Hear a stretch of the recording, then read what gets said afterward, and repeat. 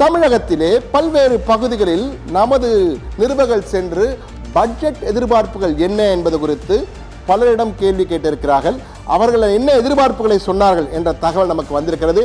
எனவே உங்களில் சிலர், உங்கள் மனசாட்சியாக உங்களில் சிலர் கொடுத்த கருத்துக்கள், எதிர்பார்ப்புகள் என்ன, இந்த பட்ஜெட்ல எங்களுக்கு என்ன இருக்கு அப்படின்னு கேட்டிருக்கீங்க.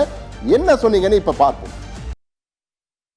இப்போ ஸ்டாக் மார்க்கெட்ல பாத்தீங்கன்னா ஒவ்வொரு பைக்கும் பாத்தீங்கன்னா 1% டிடிஎஸ் பிடிக்கிறாங்க, செல் பண்ணாலும் 1% டிடிஎஸ் பிடிக்கிறாங்க.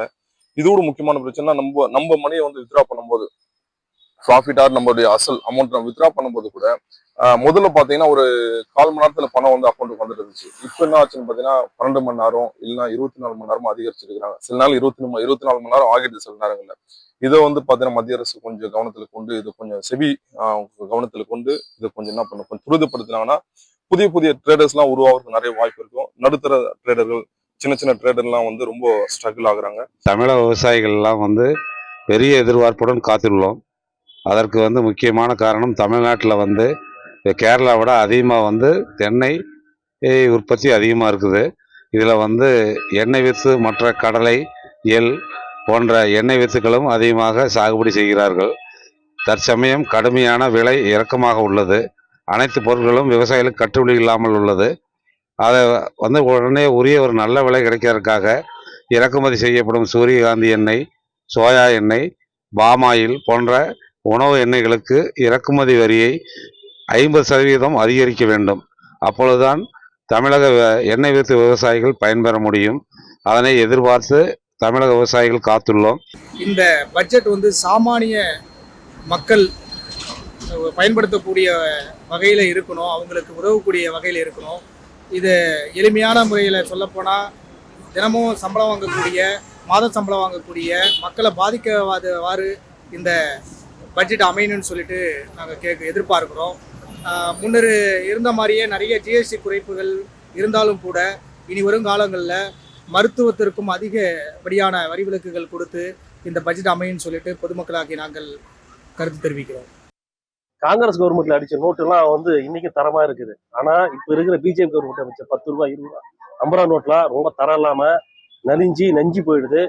வர கஸ்டமர்கிட்ட அந்த நோட்டு வாங்கி திருப்பி சில்லறை கொடுக்க முடியல. ரொம்ப ஒரு பரிதாபக்குரிய நிலையா தான் இருக்கு. பாருங்க, இந்த நோட்டு இப்படிதான் இருக்குது. வாங்கலன்னு சொன்னாலும் வருத்தப்படுறாங்க. இந்த நோட்டு எல்லாம் திருப்பி எடுத்துக்கிட்டு நல்ல நோட்டு மத்திய அரசாங்கம் அடிச்சு தரமா கொடுக்கணும்னு கேட்டுக்கிறாங்க. என்னுடைய காருக்கு பாத்தீங்கன்னா ஏன் குறைஞ்சது ஒரு 50 ரூபா வேணாம், நம்ம ஒரு 2018, 19, 20 கூட போலாமே. அவ்வளவு தூரம் இருக்கும்போது ஒரு 60 ரூபா இருந்த பெட்ரோலு இன்னைக்கு டீசலும் அதோட கம்மியா, ரொம்ப கம்மியா இருந்துச்சு. ஆனா இன்னைக்கு காலகட்டத்தில் பாத்தீங்கன்னா 102 ரூபாய்க்கு மேல வந்து பெட்ரோல் அடிக்கிற ஒரு சூழ்நிலையை உருவாக்குது. இன்னைக்கு நாங்க ஒரு இடத்துல இருந்து ஒரு இடத்துல நான் நகரணும்னா கிட்டத்தட்ட பாத்தீங்கன்னா வந்து நான் ஒரு 102 ரூபா ஒரு 10-15 கிலோமீட்டர் நான் வந்து போட்டா மட்டும் தான் போக முடியுது. ஆனா அந்த காலகட்டத்தில் எல்லாமே இதாகுது. இதையும் ஜிஎஸ்டியாவே அறிவிங்களா, பெட்ரோல் டீசல் விலையும் அதுவும் ஒரு கட்டுக்குள்ள வரும்ல. இந்த 4 மாசத்துல பட்ஜெட்ல வந்து இன்னும் பெரிய விஷயங்களாக நான் பார்க்கல, அப்படி அறிவிக்க போல. ஆனால் என்ன முக்கியமாக பார்க்க வேண்டியதுன்னா, மத்திய அரசாங்கத்திலிருந்து மாநில அரசாங்கத்துக்கும், மாநில அரசாங்கத்திலிருந்து உள்ளாட்சி மன்றங்களுக்கும் நிதி ஒதுக்கீடுகள் அதிகமாக இருக்கலாம். ஏன்னா முக்கால்வாசியான வேலைகள் என்பது உள்ளாட்சி மன்றங்கள் தான் செய்கிறாங்க. எந்த வேலையாக இருந்தால் உள்ளாட்சி மன்றங்கள் தான் செய்கிறாங்க. அப்படி இருக்கும்போது நிதி ஒதுக்கீடுகள் அதிகமாக இருக்கலாம். இன்றைக்கி ப்ராப்பர்ட்டி டேக்ஸை வந்து உயர்த்தியிருக்காங்க. அந்த ப்ராப்பர்ட்டி டேக்ஸ் உயர்த்துள்ள விளைவாக மக்கள் அதிகமாக பணம் செலுத்த வேண்டி இருக்குது. அது இல்லாமல் வீட்டு வாடகைலாம் அதிகமாக ஆயிட்டுருக்கு. அந்தந்த உள்ளாட்சி மன்றங்களுக்கும் அந்தந்த நிர்வாகத்துக்கு அந்தந்த உரிமை என்பது கொடுக்கப்பட வேண்டும், செயல்பட வேண்டும். அதுதான் உண்மையான சுதந்திரம். விவசாயிகள் வந்து எல்லாமே வந்து இயந்திரமயக்கப்பட்ட டிராக்டர் மற்றும் அனைத்து இடுபொருளுக்கும் வந்து இயந்திரம் தான் பயன்படுத்துகிறாங்க. அதனால் அதுக்குரிய பெட்ரோல் டீசல் விலையை வந்து முற்றிலும் குறைத்து அதுக்கான மானியத்தை வழங்க வேண்டும்.